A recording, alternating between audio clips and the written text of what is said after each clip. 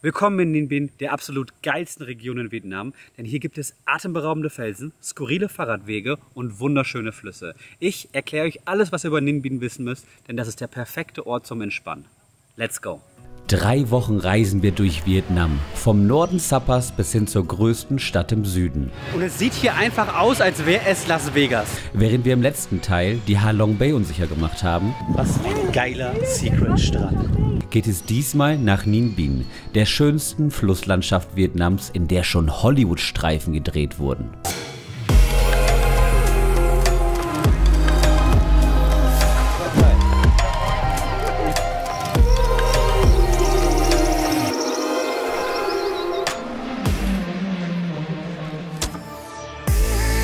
Einfach wunderschön. Es ist so unglaublich ruhig hier.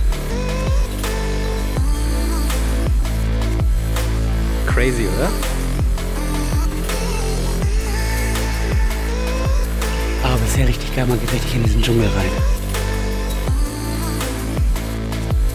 Willkommen in Ninh Binh. Wir sind hier in Tam Coc, genauer gesagt eigentlich. Das ist so ein kleines Dorf in der Nähe von Ninh Binh, denn von hier kann man perfekt die ganzen Touren machen, die sich in dieser Region so anbieten. Und wir machen direkt den ersten Spot und das sind die Mua Cave Viewpoints. Das ist einfach so ein riesiger Berg, wo man sehr weit hoch muss. Aber vorher fahren wir dann mit Fahrrad hin, denn hier kann man sich Fahrräder leihen, Scooter leihen. Es ist nämlich sehr ruhig in dieser Gegend. Es gibt hier Berge, die wie Ha Long sind. Man sagt also ein bisschen Ha Long auf dem Trockenen, aber auch Reisfelder und Co. Und es ist richtig entspannt. Ninh Binh gehört definitiv auf jede Reiseliste für Vietnam. Vor allem, weil es gar nicht so weit weg von Hanoi ist, der Hauptstadt des Landes, die wir in Teil 2 unserer Reise genauer angeguckt haben. Während Hanoi aber laut und hektisch ist, überzeugt Ninh Binh mit schönen Landschaften wie diesen.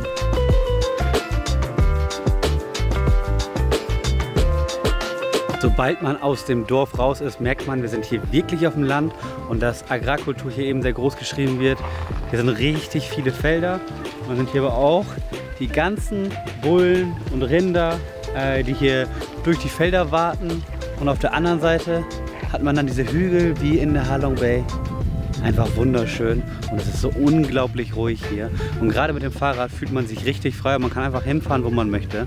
3 Tage sind wir in der Region. Ausreichend, um alles in Ruhe sich anschauen zu können. Dennoch lasse ich euch nicht länger warten. Wir starten direkt mit dem Drachen auf dem Berg, der wahrscheinlich bekanntesten Sehenswürdigkeit Ninh Bins.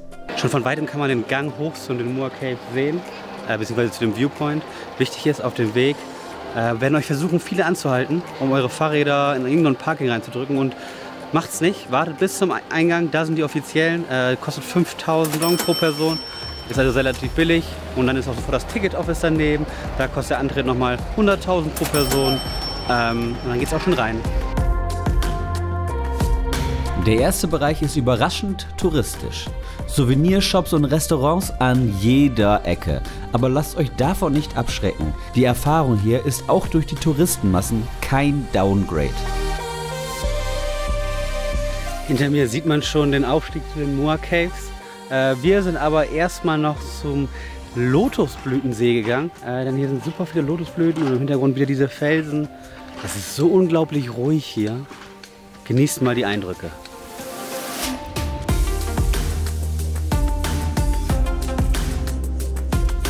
Wir sind am Anfang der Treppen angekommen. Das können nur so um die 5 Millionen Treppen sein. Gut, dass ihr die nicht laufen müsst, aber wir zeigen euch jetzt, was da oben zu sehen ist und ob sich das lohnt.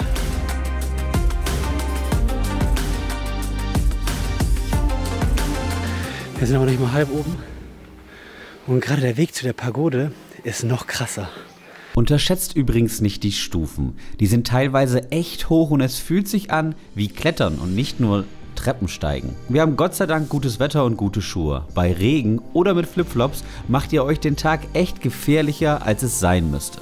Von hier hat man auch eine richtig krasse Sicht auf das Tal und den Fluss, den wir morgen auch noch befahren werden. Das ist eins der Highlights, die man hier in Ninh Binh machen muss.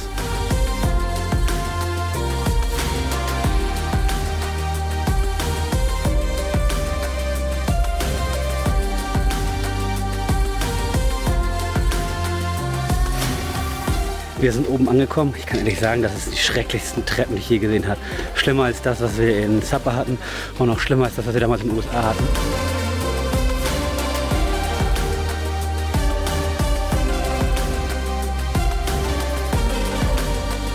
Teilweise ist es eher Klettern. Hier oben ist eine richtig krasse Aussichtsplattform. Und man kann hier sogar noch hochklettern zu den Drachen. Und da weiter dran wandern. Auch richtig krass.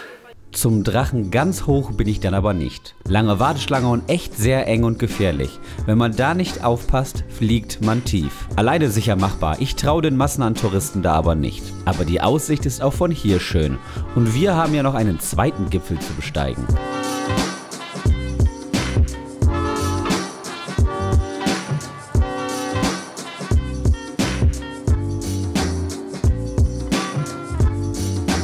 Wir haben es geschafft. Da sind wir oben bei der Pagode. Ehrlich gesagt kann ich aber sagen, ob Pagode oder Drache, lohnt sich nicht wirklich da ganz hoch zu gehen. Da sind übelst lange Schlangen. Man steht nur an, um 1, 2 Fotos machen zu können. Beim Drachen ist es sogar noch schlimmer. Da versucht man irgendwie dran vorbeizuklettern an Leuten. Alles sehr eng. Geht hoch, genießt die Aussicht, genießt sie echt lang. Ist nämlich mega geil hier. Aber ihr müsst euch jetzt nicht unbedingt da oben hinstellen, um nur Fotos machen zu können. Aber es ist echt geil.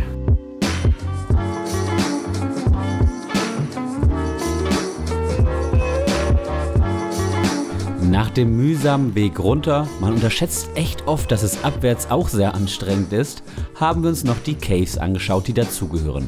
Alles in allem ist der Viewpoint definitiv ein Besuch wert, auch wenn der Teil am Boden unten doch sehr touristisch ist. Aber wir schwingen uns wieder auf die Fahrräder und genießen die Fahrt durch die Reisfelder. It's so peaceful. It's just empty. It's just us here. Die einzigen, die wir jetzt wirklich treffen, sind wieder die Rinder auf der Straße. Von da fahren wir gemütlich in Richtung Tam Kok, denn wir kriegen langsam Hunger. Und Tam Kok sticht etwas aus dem Idyllischen heraus. Denn hier gibt es echt viele Restaurants und Bars. Damit habe ich gar nicht gerechnet. Zum Abendessen sind wir jetzt ins Dorf gefahren, also nach Tam Kok. Und sind bei diesem Restaurant an Tam Kok. Es hat eine 4.9 Rating. Soll richtig geil sein. Ich bin sehr gespannt. Also Preise sieht schon mal ganz gut aus. Tam Kok selbst übrigens ist eine Kleinstadt, die überraschend groß ist. Also sehr viel zu sehen, wenn man bedenkt, dass wir vorher ja die ganze Zeit die Landstraße entlang gefahren sind und es nichts war, also Reisfelder. Kann man sich auf jeden Fall auch mal angucken, aber wir haben auf jeden Fall riesen Hunger mittlerweile. Deswegen haben wir richtig zugeschlagen. Die Pho war sehr lecker, die Frühlingsrollen knackig und das Hähnchen süß-sauer. Ja, hier sollte man definitiv essen gehen. Verständlich, warum es so ein gutes Rating hat, aber hier gibt es echt sehr viele Restaurants. Hier gibt es eine krass lange Meile, also sehr touristisch. Guckt euch das auf jeden Fall mal an. Wir springen jetzt aber in den nächsten Tag, denn wir haben noch viel zu machen.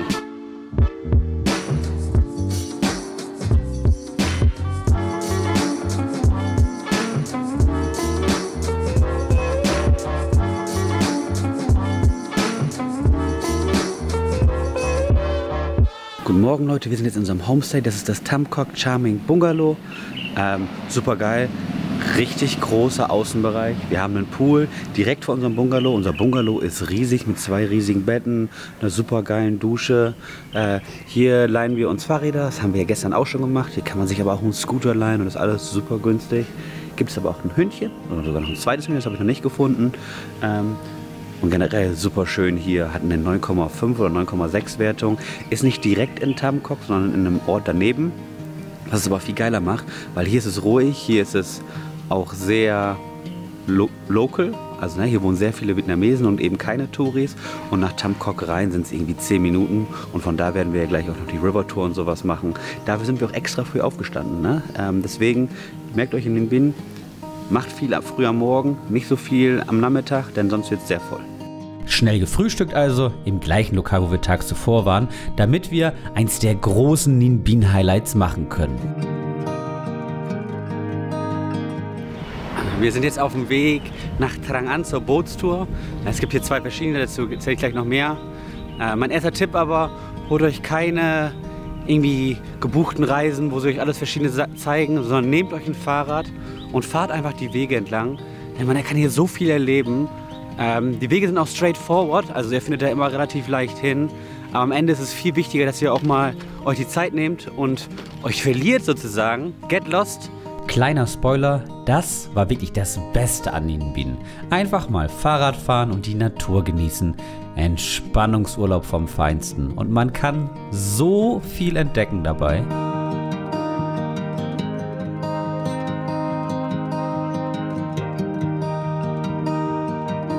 So, wir sind jetzt bei der Trang An Haltestelle angekommen. Es gibt hier 2 Boottouren, Tham Kok und Trang An. Wir haben uns für die Trang An entschieden, weil die geht 3,5 Stunden statt 2,5 Stunden, hat ein bisschen mehr Caves, auch ein paar Tempel und man kann ja vielleicht Affen sehen. Zumindest haben das Freunde von uns gestern geschafft. Ja. Ansonsten Tickets hier kosten 250.000 pro Person, dann nochmal 10.000 für die Fahrräder und dann muss am Ende, sollte man auch einen Tipp geben zumindest, weil die Personen, die hier uns rumfahren, auf jeden Fall hart dafür schuften. Gerade am Eingangsbereich ist es wieder extrem touristisch und hier gibt es sogar einen ATM, aber wenn der nicht funktioniert, braucht ihr Cash. Und das holt ihr lieber vorher, sonst müsst ihr die ganze Strecke nochmal zurückfahren. Der Pier ist übelst überfüllt, man ist immer zu viert auf einem Boot. Man kann sich nachher 3 Routen aussuchen, wir haben uns für Route 1 entschieden. Ich glaube, alle haben ihre Highlights. Ich bin richtig gespannt. Der Vorteil an unserer Route, irgendwie haben die meisten andere genommen. Was bedeutet, wir hatten viel Ruhe und waren zum Teil alleine auf dem Fluss. Während der Tour kommt man durch verschiedene Höhlen, aber auch an 3 Tempeln vorbei. Wir sind jetzt am ersten, da darf man sogar kurz aussteigen, sich ein bisschen umgucken. Was auch krass war, direkt da am Steg sind super viele Fische und haben viele Karpfen, die sich da richtig tümmeln. Aber wir gucken uns mal ein bisschen die Pagode an.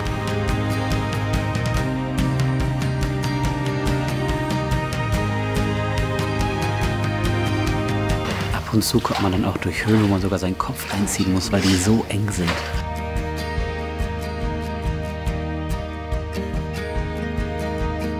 Wenn man dann aus der Grotte kommt, ist es unglaublich schön. Man fühlt sich so ein bisschen wie in einem Film, Kong Skull Island. Der wurde auch in der Region hier gedreht. Und es ist so still hier. Hier ist es sehr hügelig und wir haben zum Teil auch Tiere wie Eidechsen oder kleine Wasserschlangen gesehen. Die andere Tour, die direkt im Dorf startet, führt durch die Reisfelder und Farmgebiete von Ninh Binh. Ganz anderer Vibe also. Unser zweiter Tempel ist der Chan-Tempel. Da kriegt man sogar eine halbe Stunde Pause, weil da muss man wohl, nicht nur am Fluss ist der Tempel, sondern muss man ein bisschen weiter rein. Bin gespannt. Womit ich nicht gerechnet habe, ist, dass wir wieder Treppen steigen müssen.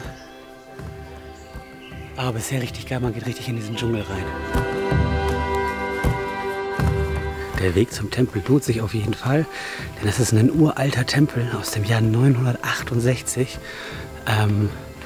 Und hier gibt es noch ein paar mehr Infos über die Geschichte.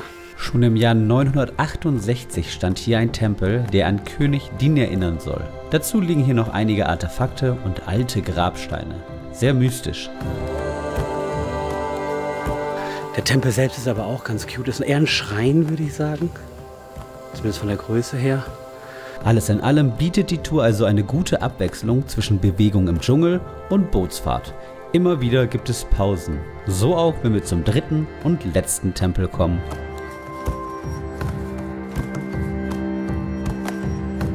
Hier wird so ein bisschen mehr was über die Geschichte erzählt aus dem 10. Jahrhundert, wie die Dynastie sich gegen andere Dynastien gewehrt hat. Ich werde jetzt nicht die ganze Geschichte runterrattern. Ihr solltet die Tour auf jeden Fall mal selber machen, denn Natur, also richtig geile Natur, verbunden mit Geschichte, mega geil.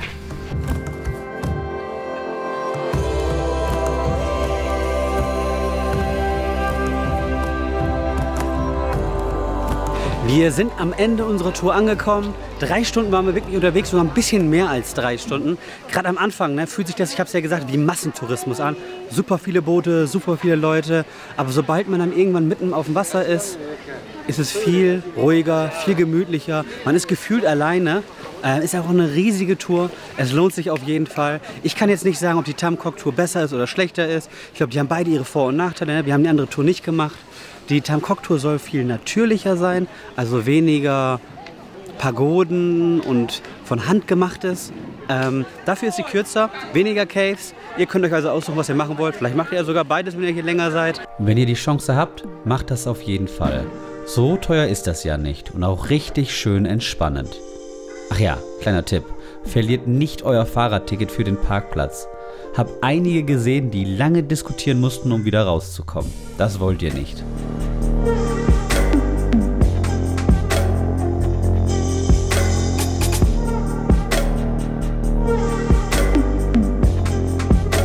Nach einer entspannten Fahrradtour zurück geht es dann aber ins Coffee Brick. Die sollen nämlich fantastischen Kuchen und Getränke haben. Und schön sieht es auch aus.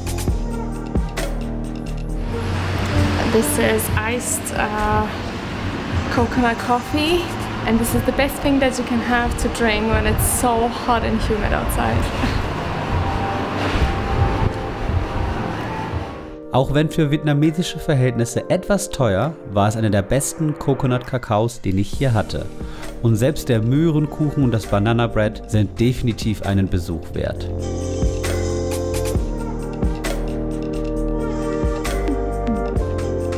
Zweimal falsch abgebogen und dann ist man irgendwie an so einem Felsen, Reisfelder und dann diese riesigen Hügel um die Ecke, die einen wirklich an Ha Long Bay erinnern, nur eben auf Land. Das ist eben mein großer Tipp, ne? Nutzt es einfach mal, verzichtet auf Google Maps, weil Google Maps ist hier eh kacke. Die führen euch irgendwie nur durch solche Wege, die zwischen den Reisfeldern herführen. Also keine richtigen Wege, sondern fahrt einfach mal der Nase nach. Dann seht ihr super süße Tiere, also Gänse, Rinder und vielleicht auch teilweise Ziegen in den Bergen. Aber es ist echt sehr schön und sehr ruhig.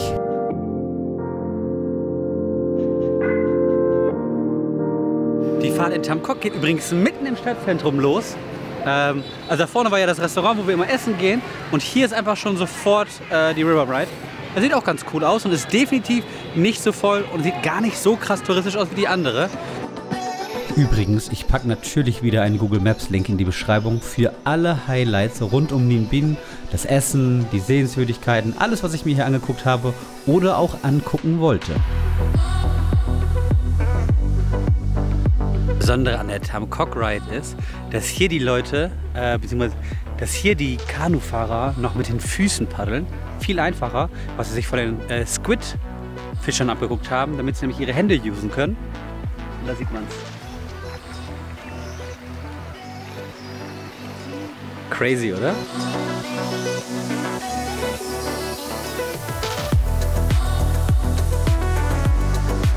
Tam Quoc bei Nacht hat übrigens einen ganz anderen Vibe. Laut, überall Karaoke-Busse und tanzende vietnamesische Muttis. Wir waren heute in Tam Quoc Lantern und hatten nach Sapa das erste Mal wieder Bun Cha. Und hier ist ja die Region von Bun Cha und das war richtig geil. Der Typ hat uns erstmal erklärt, wie man das ordentlich macht. Man fühlt es also in der Frühlingsrolle und das Fleisch war richtig heiß, der Salat super lecker, die Nudeln richtig krass. Das war das beste Bun Cha, was ich jemals hatte. War auch das zweite Mal erst. Aber das müsst ihr euch auf jeden Fall mal gönnen, wenn ihr hier seid. So, jetzt springen wir aber in den letzten Tag.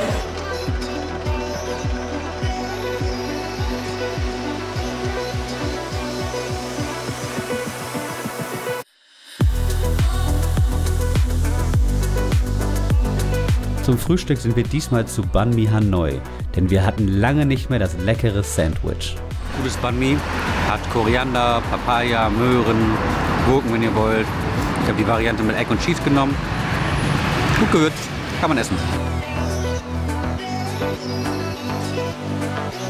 Gestärkt geht es dann zum nächsten Highlight, dem Vogelpark, der etwas außerhalb liegt und sehr viele Storche haben soll. Eintritt hier übrigens 150.000. Mitten im Park ist eine Insel, wo Störche sind. Man sieht die nur von Weitem.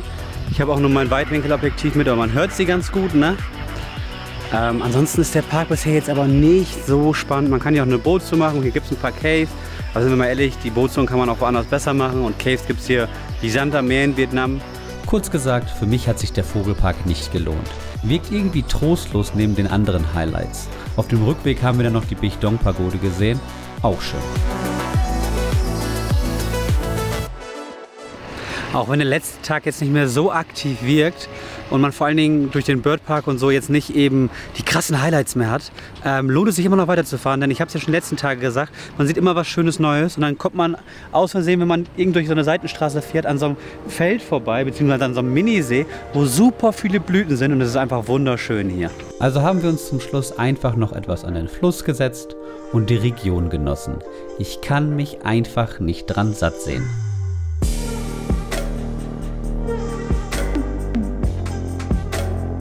So, für das Essen machen wir jetzt eine kleine Sünde. Und zwar essen wir heute beim letzten Mal nicht vietnamesisch. Ihr kennt es alle, wenn ihr länger in einem Land seid. Vietnam hat eine sehr gute Cuisine, aber dann wollt ihr vielleicht auch mal was anderes essen. Was Europäisches, wenn ihr aus Europa kommt, oder eben was Amerikanisches, I don't know.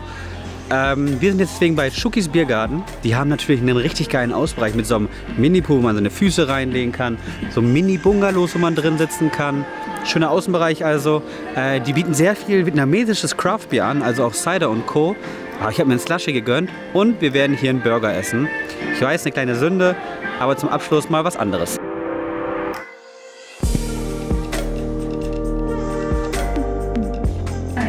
Alter, war das Essen geil. Natalia hat sich einen Burger bestellt, der richtig geil ist. Also das Falafel-Patty ist richtig gut, die Burger-Buns sind richtig schön fluffig, dann dazu die Pommes, die richtig knusprig sind. Ich hatte ein Steak-Sandwich, das umgerechnet 9 € gekostet hat. Für die Verhältnisse hier teuer, für uns natürlich nicht. Das Steak war richtig on point, schön dickes Toast, Ei dazu, echt geil. Ich habe schon einige Restaurants hier gesehen, vor allen Dingen in Cat Ba im letzten Video, wo es Western Food gab. Aber es sah immer ein bisschen shady aus. Hier sieht es richtig geil aus und die Pizza sollte auch richtig geil sein. Lohnt sich auf jeden Fall. Mein Highlight aber ist und bleibt das Slushy. Ich meine, hört euch mal Natalias Meinung an.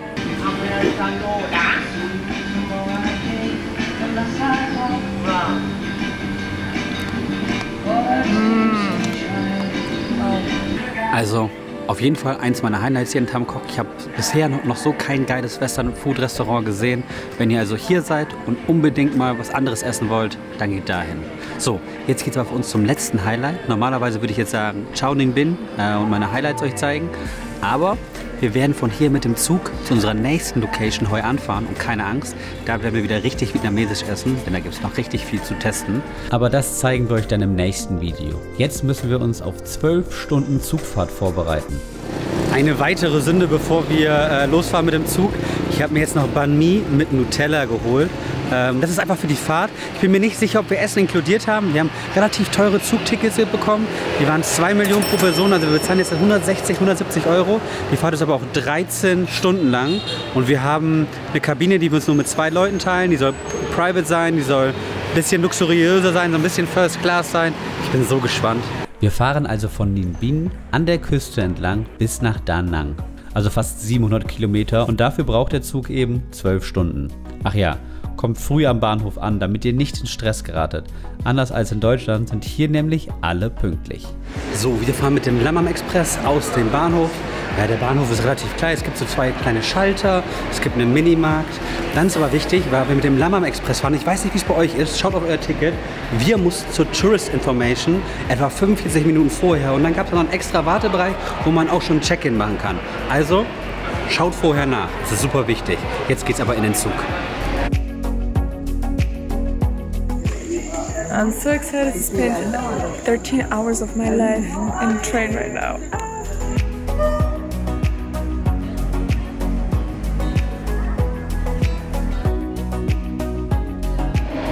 Moin Leute, wir sind jetzt im Zug, ging alles sehr schnell beim Reinkommen. Wir haben eine schöne kleine Kabine, die wir uns mit 2 Leuten teilen. Da haben wir ein bisschen was zu essen drin und sogar Getränke. Es gibt sogar eine richtig große Karte mit allem, was es das Menü herzugeben hat. Ja, was soll ich noch sagen? Wir haben sogar einen kleinen Zettel bekommen, so einen Brief, wo unsere Namen draufstehen. Hat sich auch alles ein bisschen Hogwarts Express Vibes. Und hier hinter mir ist sozusagen das Badezimmer, wo man sich ein bisschen waschen kann.